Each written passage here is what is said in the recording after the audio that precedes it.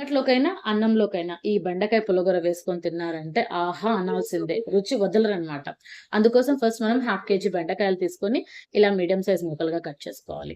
అలాగే ఆనియన్, తెల్లగడ్డ, టమోటాస్, కరివేపాకు, కొత్తిమీర రెడీగా తీసి పక్కన ప్లేట్‌లో ఉంచుకోండి. తర్వాత స్టవ్ ఆన్ చేసి కుక్కర్ పెట్టి 3 స్పూన్స్ ఆయిల్ వేసి, ఆయిల్ వేడెక్కిన తర్వాత అందులోనే ధనియాలు, ఎండుమిరపకాయలు, జీలకర్ర, ఇంగువ వేసి, అవి బాగా వేగిన తర్వాత అందులో ఇందాక కట్ చేసుకున్నటువంటి ఆనియన్, తెల్లగడ్డ, అలాగే కరివేపాకు వేసి, అందులోనే చిటికెడు పసుపు పొడి వేసి బాగా వేయించండి. ఆ తర్వాత ఇందాక కట్ చేసుకున్న బెండకాయ ముక్కలు వేసి, టమోటాస్ వేసి ఒక 2 గ్లాసెస్ వాటర్ పోసి, కొంచెం చింతపండు వేసి కుక్కర్ మూత పెట్టేసి విజిల్స్ వచ్చిన తర్వాత కుక్కర్ మూత ఓపెన్ చేసి ఇలా ఉన్న వాటర్ అంతా సెపరేట్ చేసుకొని, ఇందులో రుచికి సరిపడా కల్లులుప్పు వేసి స్మాషర్‌తో బాగా స్మాష్ చేసుకొని, ఇందాక తీసి పెట్టుకున్న వాటర్‌ని కూడా ఇందులో యాడ్ చేసి, ఫైనల్‌గా కొత్తిమీరతో గార్నిష్ చేసుకున్నారంటే టేస్టీ టేస్టీ బెండకాయ పులిహోర రెడీ.